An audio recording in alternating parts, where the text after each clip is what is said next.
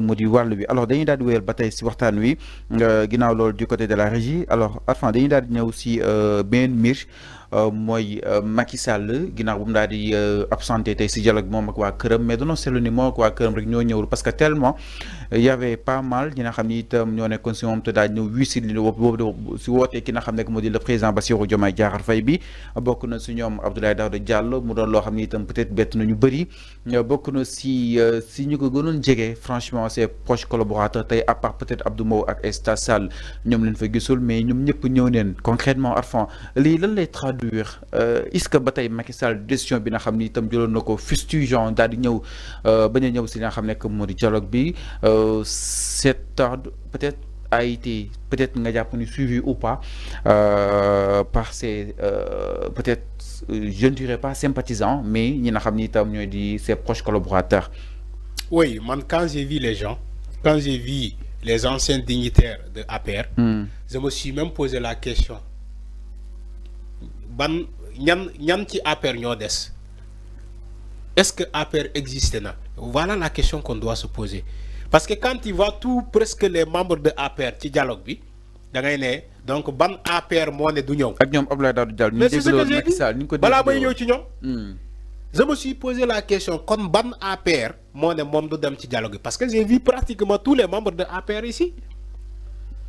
APR ñi nga gisul peut-être ñoo ci wax nga len Macky Sall, Abdou Mbow, Aïssata Tall Sall bokul APR, dafa yor mouvement, dafa bok ci la coalition Benno Bokk Yaakaar mais bokul APR.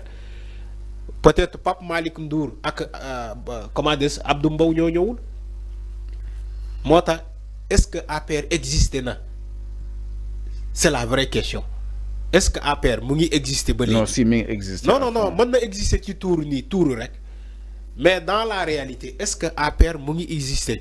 Parce que quand tu vois Benoît Sambou, tu vois Mame Boye Diao, tu vois Abdoulaye Daouda Diallo, tu vois Amadou Ba, tu vois tous les membres composants de APR. Mais presque j'ai vu tout le monde. J'ai dit mais attends. Ban APR la ñu ne moom kon moo boycotté man gisuma fi benn APR bu boycotté parce que quand tu parles de APR tu peux pas parler de 5 membres de APR sans parler de Abdoulaye Daouda Diallo il était là-bas. Tu peux pas parler sans parler les Racine Sy et autres. Ils étaient là-bas. Les Benoît Sambou ils étaient là-bas.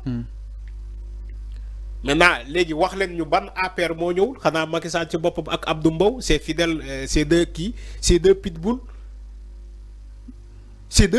mu ñoo ñëwul daanaka ñoom ñooy ces garde-corps Abdou Mbow ak Pape Malick Ndour ñoom ñoo ñëwul donc loolu moo am le dialogue képp ku fa demul tu seras le grand perdant parce que on n'a même pas constaté ton absence. Ah, mais enfin, non, constatez où nous absence. Est-ce que manque est c'est-à-dire les vrais peut-être opposants ñoo xamni tam peut-être ñi ngi opposé ak le régime de Pastef à l'Assemblée nationale parce que tay ñi gis ni gëj na leen gis Abdoulaye Daouda Diallo gëj ñu ko gis entre autres ginaaw bu fi ki nga xamné que modi le président ñi manqué yépp ñom ñëpp bu ñu fa nekkoon kenn du am droit à la parole Abdou Mbow duñu ko jox parole. Parce qu'il n'est pas le supérieur de Benno Bokk de APR. Ñu wara jël cadeau, gis nga leen jël nañu cadeau.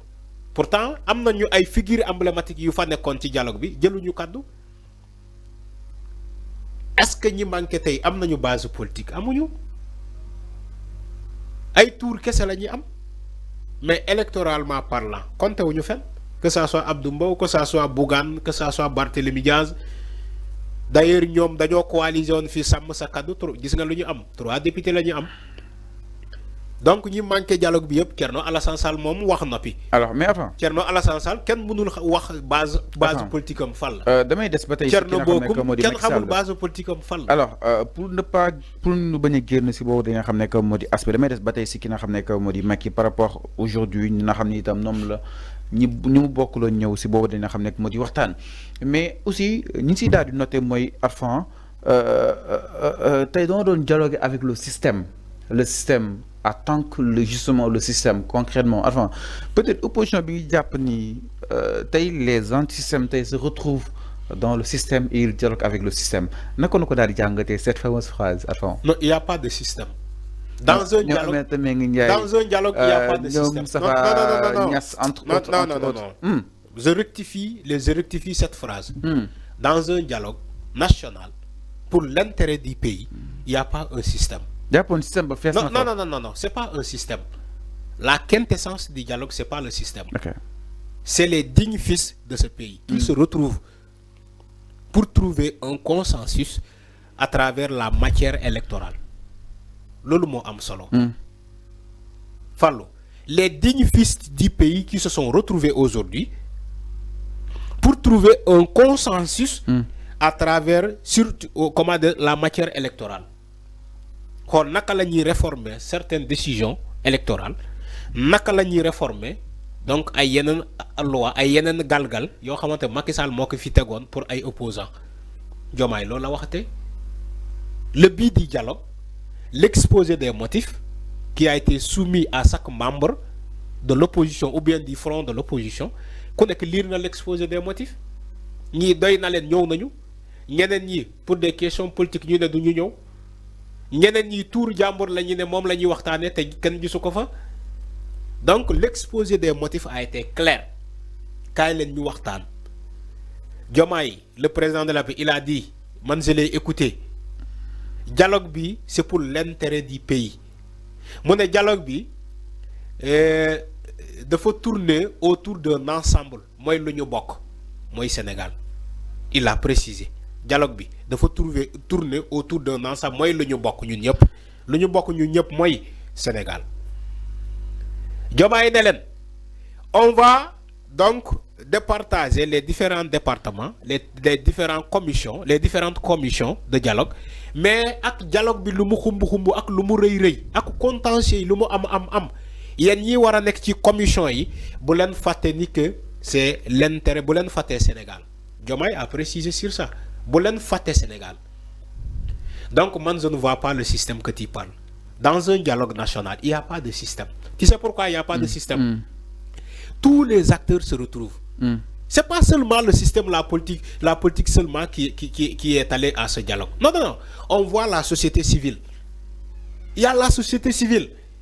Il y a les guides religieux, les maisons religieuses. On a vu comment le représentant donc, des familles religieuses catholiques. Il y a le représentant des familles religieuses musulmanes. Okay. Donc, il y a un dialogue. Maintenant, pourquoi nous parler d'un système? Il n'y a pas de système. Il n'y a pas de système. Il n'y a qu'un rassemblement, un consensus. Sama waji nak gis nga Abdoulaye Sow. Abdoulaye Sow. Pourtant, c'est un membre de APR. Merci la régie. Il est allé à ce dialogue-là. Alors, avant, alors avant, sinon nous, Barthélémy Diaz, mom néna ñu xaar ko. Mom ki nga xamné que modi juste